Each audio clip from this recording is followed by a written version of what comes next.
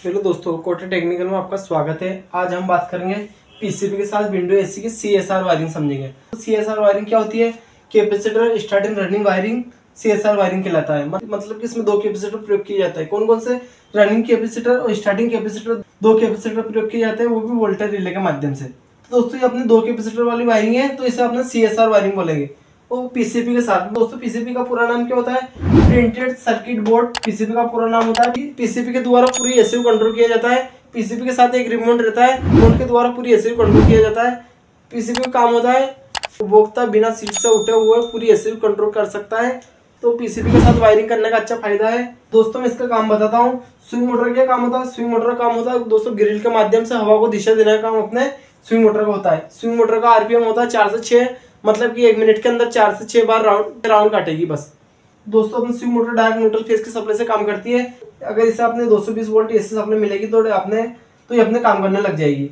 दोस्तों इसी तरीके से एक फैन मोटर प्रयोग की जाती है। ये अपने कूलर की मोटर के सामान्य होती है, पर दोस्तों इसकी विशेषता होती है इसमें दोनों तरफ अपने शाफ्ट निकली रहती है। तो दोस्तों एक तरफ की शाफ्ट में अपने ब्लोअर फैन लगा रहता है, दूसरी तरफ की शाफ्ट में अपने कंडेंसर फैन लगा रहता है। और इसमें एक कैपेसिटर लगाया जाता है, वो 4 से 6 एमएफडी का होता है। कितना दोस्तों? 4 से 6 एमएफडी। दोस्तों उसी तरीके से वोल्टेज रिले का क्या काम होता है? रनिंग और स्टार्टिंग कैपेसिटर को एक साथ मिलाकर कंप्रेसर मोटर को चलाने का काम अपने वोल्टेज रिले के माध्यम से किया जाता है। उसी तरीके से दोस्तों कंप्रेसर मोटर, ये विंडो एसी के अंदर कौन सा कंप्रेसर प्रयोग किया जाता है? विंडो एसी के अंदर हमने रोटरी कंप्रेसर प्रयोग किया जाता है। विंडो एसी के अंदर अपने रोटरी कंप्रेसर प्रयोग किया जाता है। रोटरी कंप्रेसर की विशेषता होती है ये पतला सा रहता है, लंबी साइज में रहता है। इसके साथ में एक एक्यूमुलेटर भी लगा रहता है। इसमें 3 पाइप होती है।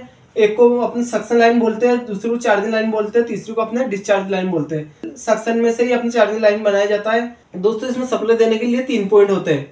कॉमन रनिंग स्टार्टिंग के नाम से जाना जाता है। दोस्तों मैं आपको इसकी वायरिंग फटाफट करके बताता हूँ कम समय में। तो दोस्तों आपको पता होगा किसी भी चीज की अपने न्यूट्रल फेज के माध्यम से वायरिंग करते हैं। दोस्तों अपने केबल है। क्या दोस्तों? केबल। तो दोस्तों अपने केबल से 3 तार प्राप्त होते हैं।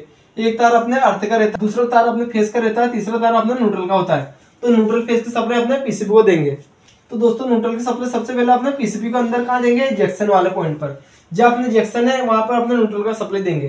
तो दोस्तों अपने न्यूट्रल वाले जंक्शन पर अपने न्यूट्रल की सप्लाई दे देंगे। जंक्शन का मतलब होता है यहाँ से अपने न्यूट्रल की सप्लाई को घुमाया जाता है। मतलब कि कोटा जंक्शन, जयपुर जंक्शन, उस तरीके से जंक्शन रहता है। यहाँ से अपने ट्रेनों को बांटा जाता है, घुमाया जाता है। तो उसी तरीके से न्यूट्रल का जंक्शन होता है। पर हमने न्यूट्रल की सप्लाई दी है, यहाँ से अपने न्यूट्रल की सप्लाई ले जा सकते हैं जिसको अपने न्यूट्रल की जरूरत है। तो दोस्तों उसी तरीके से अपने फेज की सप्लाई पीसीबी को देंगे। ठीक है दोस्तों, न्यूट्रल फेज की सप्लाई अपने पीसीबी को दे चुके हैं। अब क्या करेंगे? अब जिसको अपने न्यूट्रल की जरूरत है उसे हम न्यूट्रल का पॉइंट दे देंगे। ठीक है दोस्तों, न्यूट्रल का पॉइंट कहाँ से उठाएंगे? अपने जंक्शन से उठाएंगे। तो अपने स्विंग मोटर को अपने न्यूट्रल का पॉइंट दे देंगे। उसी तरीके से न्यूट्रल का पॉइंट किसे देंगे? अपने फैन मोटर को। तो अपने न्यूट्रल का पॉइंट अपने फैन मोटर को दे देंगे कॉमन वाले पर। तो दोस्तों उसी तरीके से किसी जरूरत है अपने न्यूट्रल के पॉइंट की? कंप्रेसर को। वोल्टेज रिले के माध्यम से अपने कंप्रेसर को न्यूट्रल की सप्लाई देंगे। तो 5 नंबर पे इन कराएंगे और 5 नंबर से आउट कराकर अपने कॉमन वाले को दे देंगे। ठीक है दोस्तों, जिसको अपने न्यूट्रल की जरूरत थी उसे हमने न्यूट्रल का पॉइंट दे दिया। अब उसी तरीके से अपने फैन मोटर कनेक्शन करेंगे।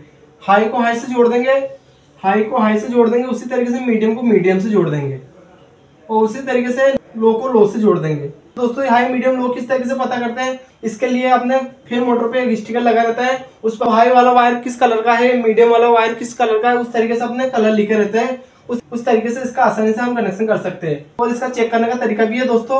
किस तरीके से चेक करते हैं तो पहले वीडियो बना चुका हूँ। 5 तार वाली और 6 तार वाली मोटर को किस तरीके से चेक करते हैं, हाई मीडियम लो, उस तरीके से भी चेक कर सकते हैं दोस्तों। उसी तरीके से हम स्विंग मोटर को अपने फेज की सप्लाई देंगे। पीसीबी के अंदर अपने स्विंग लिखा रहता है, तो स्विंग वाले पॉइंट को हमने स्विंग मोटर को दे दिया। तो दोस्तों यहाँ तक आपको समझ में आ चुका है। इसके आगे क्या करेंगे? कंप्रेसर का पॉइंट है, तो कंप्रेसर का पॉइंट के लिए हमने क्या किया? कंप्रेसर के पॉइंट को आगे बढ़ाया और अपने वोल्टेज रिले के माध्यम से हम कंप्रेसर को देंगे। पीसीबी के अंदर जो कंप्रेसर वाली सप्लाई है वो हमने आगे बढ़ाकर हमने 4 नंबर को इन कराई है। 4 नंबर पे इन कराई है। तो दोस्तों अपने कैपेसिटर की वायरिंग करेंगे। कैपेसिटर की वायरिंग करने के लिए क्या करेंगे? दोनों कैपेसिटर का एक वायर, दोनों कैपेसिटर का एक वायर अपने 1 नंबर और 2 नंबर को जोड़ देंगे। रनिंग कैपेसिटर का एक वायर 2 नंबर को जोड़ेंगे। उसी तरीके से स्टार्टिंग कैपेसिटर का एक वायर अपने 1 नंबर में जोड़ेंगे।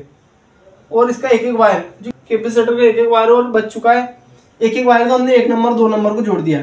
और इसका एक वायर और हमने 4 नंबर को जोड़ेंगे। इसका एक वायर और हम 4 नंबर को जोड़ देंगे। इस 4 नंबर का एक पॉइंट और खाली तो क्या करेंगे दोस्तों?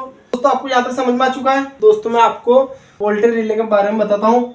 एक नंबर में तार जोड़ने के लिए 2 पॉइंट होते हैं, 2 नंबर में तार जोड़ने के लिए 2 पॉइंट होते हैं, और 5 नंबर में तार जोड़ने के लिए 2 पॉइंट होते हैं, और 4 नंबर में तार जोड़ने के लिए 4 पॉइंट होते हैं। तो रनिंग कैपेसिटर का एक बार अपने 2 नंबर में जोड़ेंगे, उसी तरीके से स्टार्टिंग कैपेसिटर का एक बार अपने 1 नंबर में जोड़ देंगे। दोनों कैपेसिटर का एक बार अपने 4 नंबर पर लाएंगे। दोस्तों अपने 4 नंबर का एक पिन और खाली है, तो इसका क्या करेंगे, तो ये 4 नंबर को अपने कंप्रेसर के रनिंग वाले पे देंगे। ठीक है दोस्तों, इस तरीके से दोस्तों 2 नंबर का एक पॉइंट और खाली है, तो 2 नंबर का एक पॉइंट और खाली है, तो क्या करेंगे, स्टार्टिंग वाले पर दे देंगे, कंप्रेसर मोटर के स्टार्टिंग वाले पर दे देंगे। वो 1 नंबर का एक पॉइंट हमेशा खाली रहता है, 1 नंबर का एक पॉइंट हमेशा खाली रहता है। दोस्तों इसकी वायरिंग हो चुकी है कंप्लीट। मैं आपको एक बार वायरिंग समझाता हूँ। सबसे पहले हमने न्यूट्रल फेज की सप्लाई पीसीबी को दी है। तो दोस्तों इस पीसीबी के अंदर 2 सेंसर लगे रहते हैं। तो एक सेंसर होता है रूम सेंसर और दूसरा सेंसर होता है अपना कॉइल सेंसर। रूम सेंसर का आगे का नोब अपना प्लास्टिक का बना रहता है, उसी तरीके से कॉइल सेंसर का आगे का नोब अपने कॉपर का बना रहता है। तो दोस्तों हमने आगे की तरफ क्या किया, न्यूट्रल के जंक्शन को हम न्यूट्रल का पॉइंट लाए, जिसको अपने न्यूट्रल की जरूरत है उसे हमने न्यूट्रल का पॉइंट दे दिया। स्विंग मोटर को दिया, फैन मोटर को दिया, और वोल्टेज रिले के माध्यम से कंप्रेसर को दिया। उसी तरीके से हाई को हाई से जोड़ दिया, मीडियम को मीडियम से जोड़ दिया, लो को लो से जोड़ दिया। तो दोस्तों फिर इसके बाद क्या किया, स्विंग मोटर वाला पॉइंट को स्विंग मोटर से जोड़ दिया। जब अपने पीसीबी के अंदर फेस को इन कराया जाता है, उसके पास में अपने कंप्रेसर का पॉइंट होता है। तो कंप्रेसर वाला पॉइंट को हमने आगे बढ़ा क्या किया, 4 नंबर में इन कराया, और 4 नंबर से आउट कराकर हमने रनिंग वाले को दिया। इस तरीके से रनिंग कैपेसिटर का एक बार हमने 2 नंबर को दिया, और स्टार्टिंग कैपेसिटर का एक बार हमने 1 नंबर को दिया। इन दोनों कैपेसिटर का एक बार हमने 4 नंबर को दिया है। 2 नंबर का एक पॉइंट को हमने स्टार्टिंग वाले को दिया। तो दोस्तों 1 नंबर का एक पॉइंट हमेशा खाली रहता है। दोस्तों मैं आशा करता हूँ आपको वायरिंग समझ में आ चुकी होगी। दोस्तों अभी तक आपने चैनल को सब्सक्राइब नहीं किया तो चैनल को सब्सक्राइब कर लीजिए। मैं आपको इस चैनल पर house wiring, motor wiring, AC, fridge, RO, washing machine, deep freezer सभी का कोर्स बारी बारी से कराऊंगा। तो दोस्तों वीडियो देखने के लिए बहुत बहुत धन्यवाद।